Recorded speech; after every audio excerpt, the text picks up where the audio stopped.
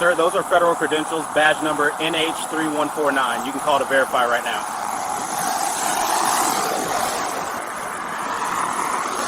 This could be fake. You don't look like any federal agent I've ever met. Those were the first words that would later echo through newsrooms and courtrooms across the state. A 17-minute traffic stop that spiraled into a legal firestorm, a shattered career, and a national conversation about bias in policing. It began quietly on a Thursday evening in late October. Agent Marcus Hale, a 39-year-old investigator with the Department of Homeland Security, was driving home after a 12-hour day working on a joint operation involving cybercrime and financial fraud. Marcus had served in the federal government for over a decade. He wasn't new to the job. He had coordinated cases across multiple states, testified in court, and trained younger agents. That night, he wore a simple dark gray suit, the same one he'd worn to brief state prosecutors earlier that day. The time was 9:12 p.m., and Marcus was on Interstate 84, heading toward his suburban home about 30 minutes outside Riverview City. His dash-mounted phone recorded his route, as he sometimes used footage for security purposes when handling sensitive case files. The blue and red flash in his rearview mirror caught him off guard. He wasn't speeding. The cruise control was set at 64 in a 65 zone. He hadn't crossed lanes. There were no taillight issues. His car was a recent model, government-leased, and well-maintained. Still, he signaled, pulled onto the shoulder, and waited calmly. Officer Derek Cole of the Riverview Police Department stepped out of his cruiser. Cole had been on the force for 7 years and had a reputation that divided opinion. Some officers called him by the book. Others said he was hot-headed. His personnel file would later reveal 11 citizen complaints, none of which had resulted in more than a written warning. Cole approached Marcus's vehicle with one hand resting on his holstered weapon. The dash camera from his cruiser captured the first exchange in crisp detail. "License and registration," Cole said flatly, shining a flashlight into Marcus's face. Marcus, ever professional, lowered his window fully and placed both hands on the steering wheel. "Officer, may I ask the reason for the stop?" Cole didn't answer.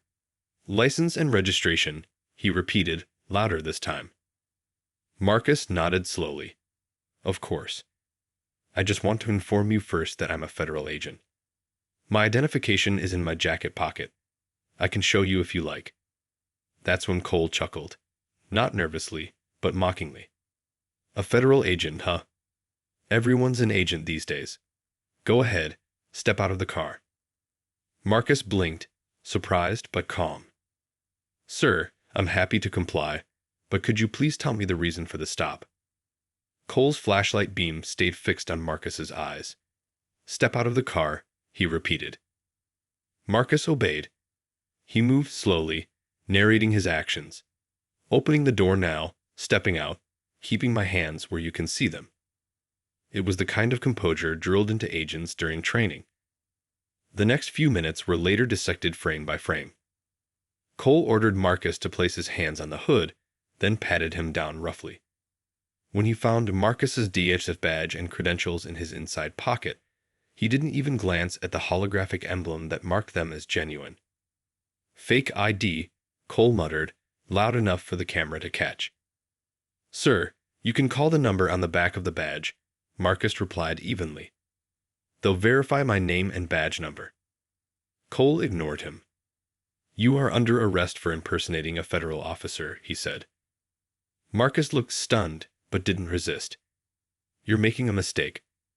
By this point, Cole had already called for backup, reporting over the radio that he'd pulled over a possible federal impersonator with suspicious identification.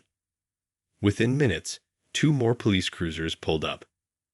Officers Emily Vargas and Ben Holloway stepped out. Vargas had only 3 years on the job. She was still new, but known for her calm temperament. Holloway was Cole's longtime patrol partner. Marcus explained his credentials again, this time directly to Vargas. She inspected the badge, her flashlight grazing the DHS seal and metallic markings. "This looks real," she said softly. Cole shot her a glare.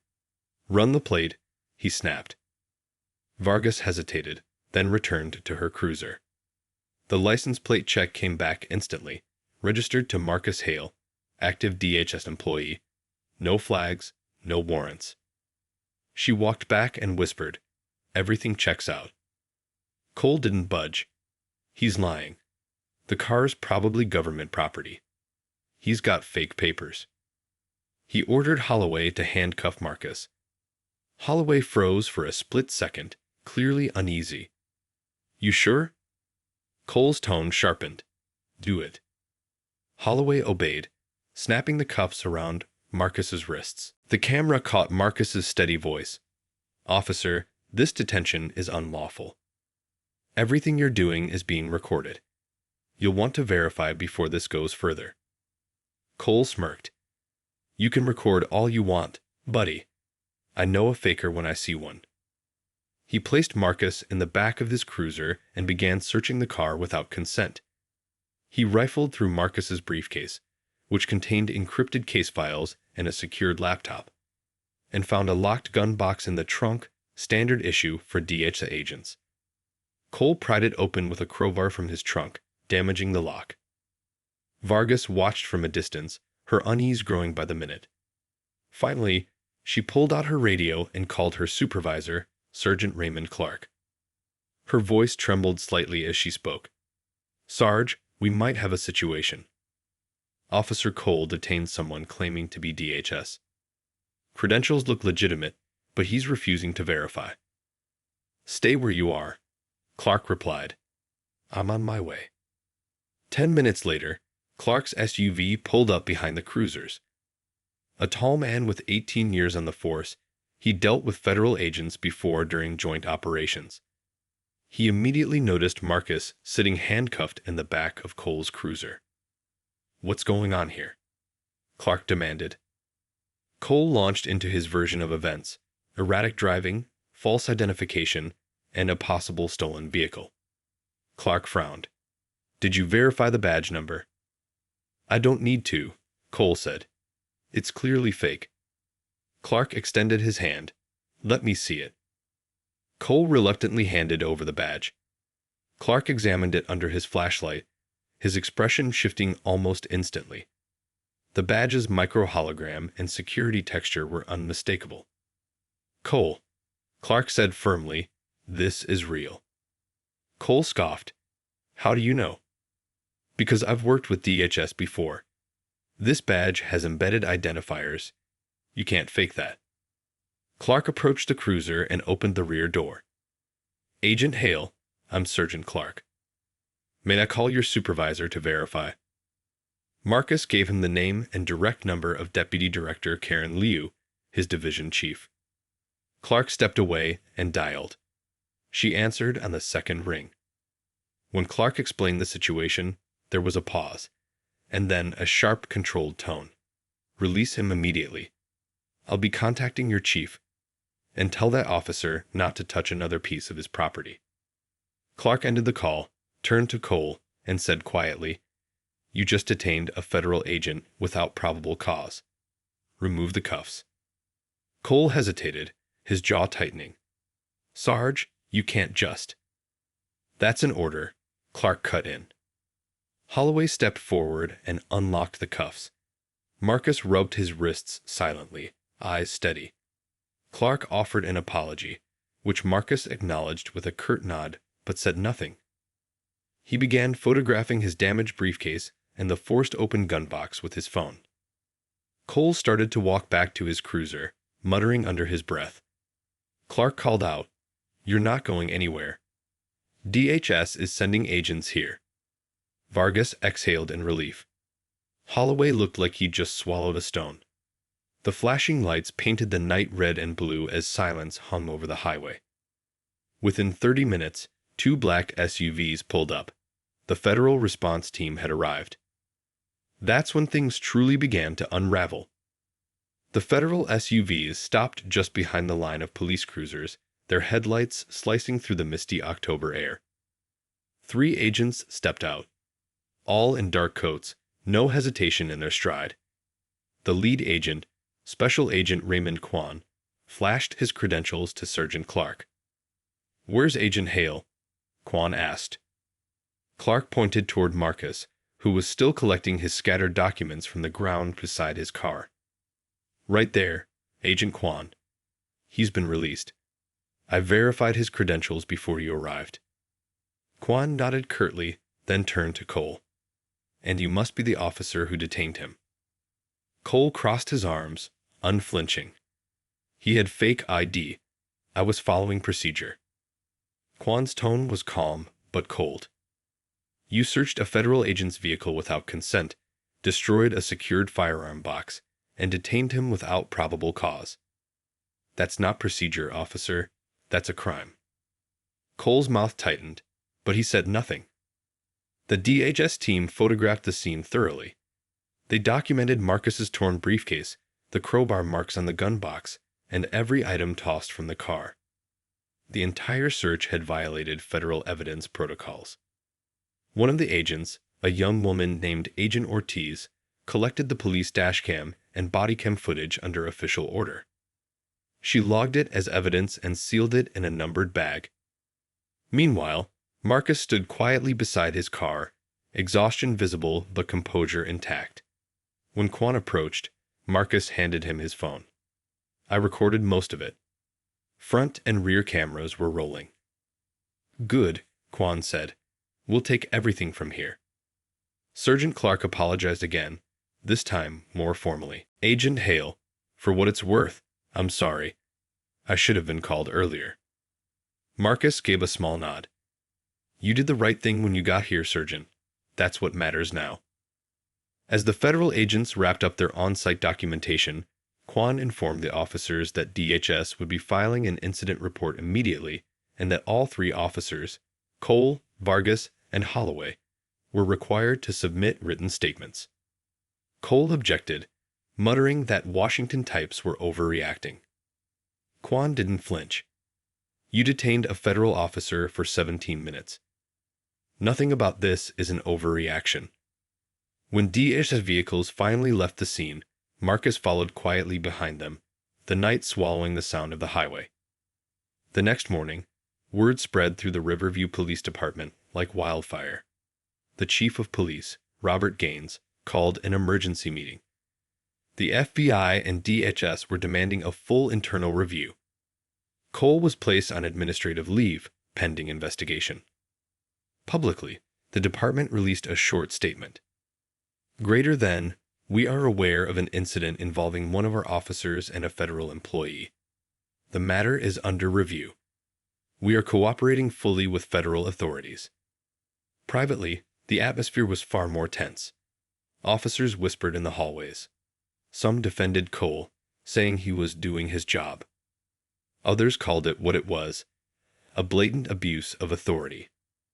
Meanwhile, DHS and the Department of Justice Civil Rights Division launched a joint investigation. The federal report began taking shape in the following days, with Marcus providing a detailed statement and submitting both his personal footage and the timestamps from his vehicle's tracking system. Federal investigators noted several critical findings within the first week. Officer Cole had no legitimate reason to conduct the stop. His claim of swerving was disproven by dashcam video. The search of the vehicle violated Fourth Amendment protections and federal evidence laws. Racial bias may have played a role in Cole's decision-making, based on language captured on camera. Behind closed doors, the city's legal counsel began to panic. The evidence wasn't just damning. It was irrefutable. 2 weeks later, a clip surfaced online. Someone had leaked 30 seconds of bodycam footage showing Cole mocking Marcus's federal badge. "This guy's pretending to be DHS," Cole's voice sneered in the clip. "You think they'd let someone like him drive this kind of car?" The internet erupted. The clip went viral overnight. Millions of views, thousands of comments demanding justice. Hashtags like #AgentHale and #17minutes began trending nationwide. News anchors replayed the footage with disbelief. Commentators debated how a federal agent could be treated that way. Civil rights advocates compared it to past cases of racial profiling. The Riverview Police Department was suddenly under siege. Protesters gathered outside headquarters, holding signs that read, "Verify before you violate," and "No badge makes you above the law." Chief Gaines called another press conference, this time visibly shaken. "We are deeply concerned about what has come to light.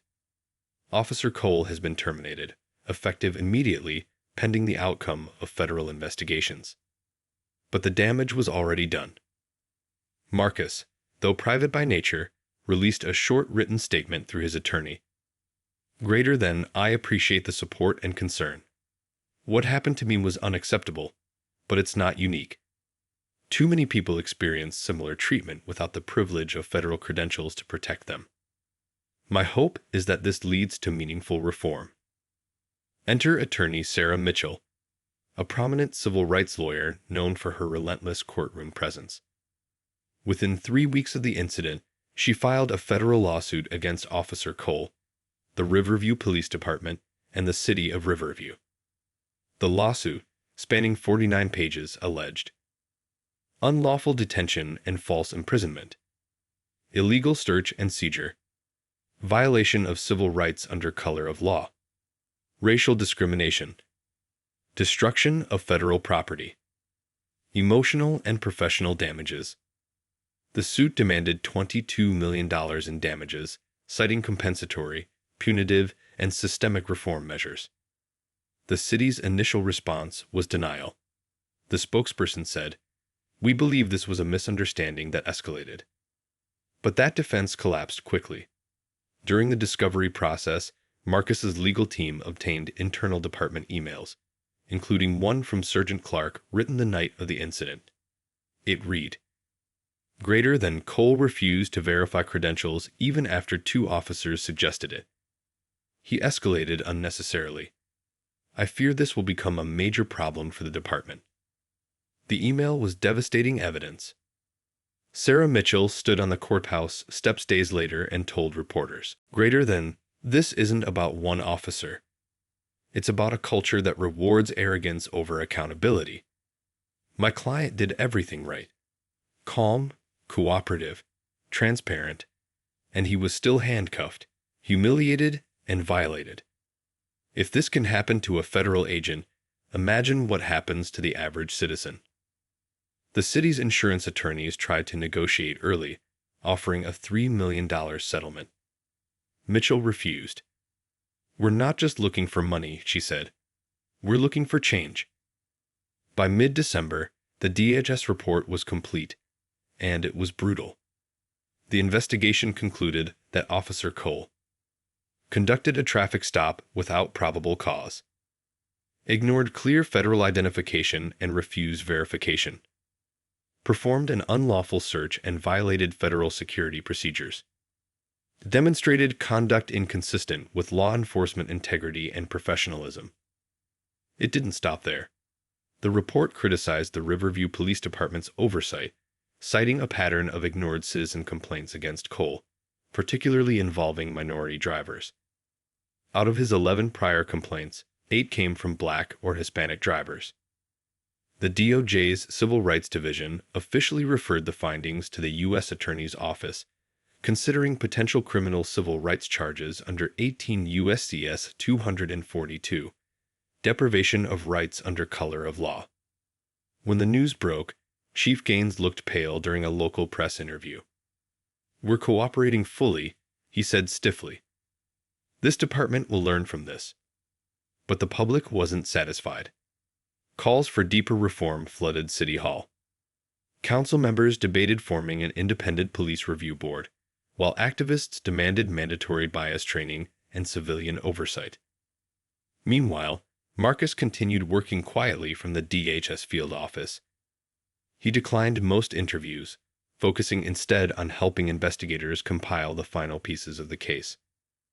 The weight of the event followed him everywhere: the news coverage, the endless commentary, and the questions from colleagues. He handled it with professionalism, but even close friends could see the strain behind his eyes. When asked privately if he regretted not fighting back that night, Marcus's answer was simple. Greater than, if I had, I might not be here to tell the story.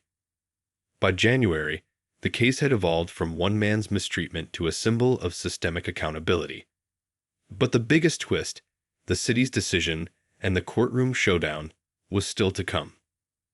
By February, 4 months after that fateful stop on Interstate 84, the case of Marcus Hale versus the City of Riverview had become a national story. Every major network had covered it. Commentators debated what it meant for policing, civil rights, and accountability. Inside the courthouse, the tension was thick. Marcus arrived quietly through a side entrance with his attorney, Sarah Mitchell, flanked by 2 DHS legal representatives. He looked calm, as he always did, composed, polite, unreadable. Officer Derek Cole, meanwhile, entered through the front doors, followed by his union representative and a visibly strained defense attorney. His posture was defiant, but his eyes darted nervously as cameras flashed in his face. The federal courtroom filled quickly. When proceedings began, Mitchell wasted no time establishing the facts. She played the full 17-minute dashcam video, unedited. It was worse than anyone expected. The video showed Marcus's calm, respectful tone from start to finish.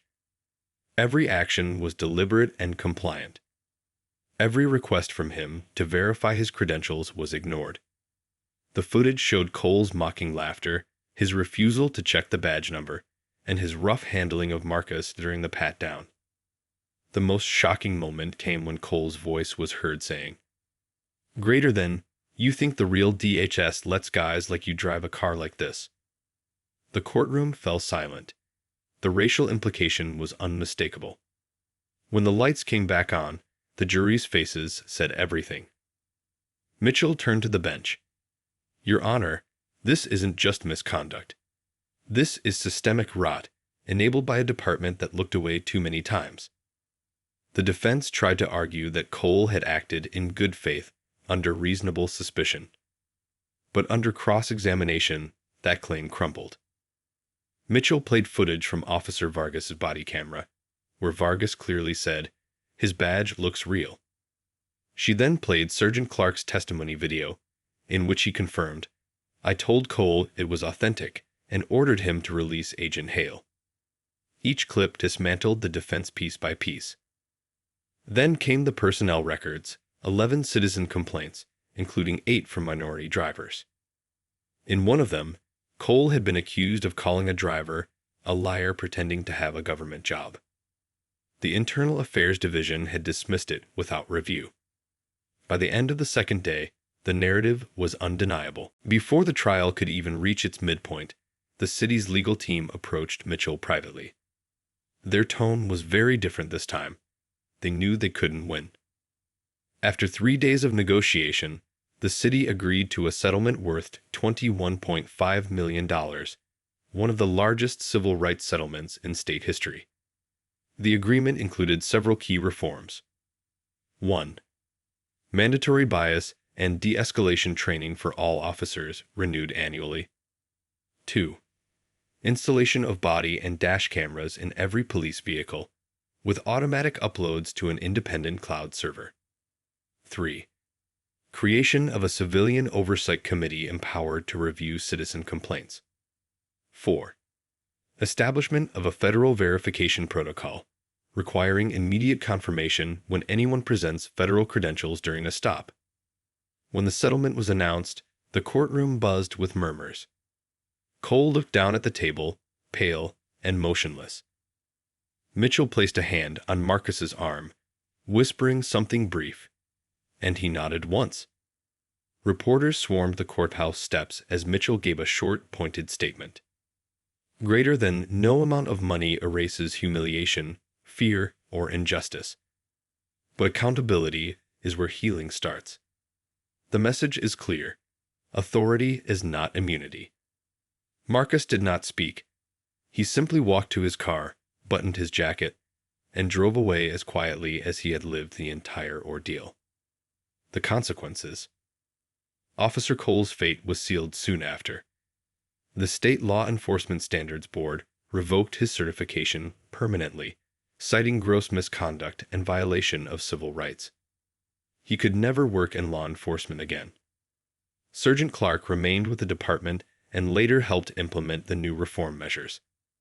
Officer Vargas, whose integrity and quick call to her supervisor prevented an even worse outcome, received an award for professionalism and was promoted to detective within the year. Chief Gaines kept his job, barely. Under pressure from both the city council and federal agencies, he oversaw a sweeping reorganization. Several senior officers resigned. Others were quietly reassigned. Recruitment numbers plummeted, and public trust hit rock bottom. But over time, small changes began to take root. The department started holding quarterly community forums, inviting residents to speak directly with officers. A civilian liaison office opened downtown, handling complaints transparently. And most importantly, every officer underwent retraining, not just in procedure, but in empathy, accountability, and bias awareness. For Marcus, the ordeal had lasting effects. Though he continued working for DHS, he became more withdrawn. Colleagues noticed he often stayed later at the office, his focus sharper but quieter. When a journalist from a national outlet finally convinced him to give an interview, he spoke for just 8 minutes. His words, however, stayed with people long after. Greater than people think carrying a badge protects you. It doesn't. What protects you is fairness, the kind that doesn't depend on who you are or what you look like. That night showed me how fragile that fairness can be. His statement went viral again, sparking renewed debates about reform. Students quoted it in essays. Police academies played it in training sessions. For once, the conversation didn't fade after the news cycle ended. 6 months later, the Riverview Police Department completed its reform audit. The results were cautiously optimistic. Complaints dropped by 42%, and community satisfaction rose. The Civilian Oversight Committee held its first public meeting, streamed live online. Meanwhile, federal agencies began referencing the Hale case in seminars on interagency cooperation and bias awareness. DHS issued a new national memo outlining how local law enforcement should verify federal credentials, directly inspired by Marcus's case. The story of those 17 minutes became more than just a headline. It became a teaching tool, a legal precedent, and a reminder of how quickly authority can turn dangerous when unchecked. For Riverview, it was a reckoning that forced the city to confront uncomfortable truths. For Marcus, it was a scar, one that would never fully heal but had meaning beyond pain. He once said to a fellow agent over coffee months later, "Greater than, I didn't want to be anyone's symbol. I just wanted to make it home." That sentence, simple and raw, became the closing line of countless documentaries and training videos recounting the event. Because in those 17 minutes on a quiet highway in Riverview, one man's calm defiance against prejudice and power reshaped an entire system. And this time, the cameras didn't just capture what went wrong. They made sure it could never be ignored again.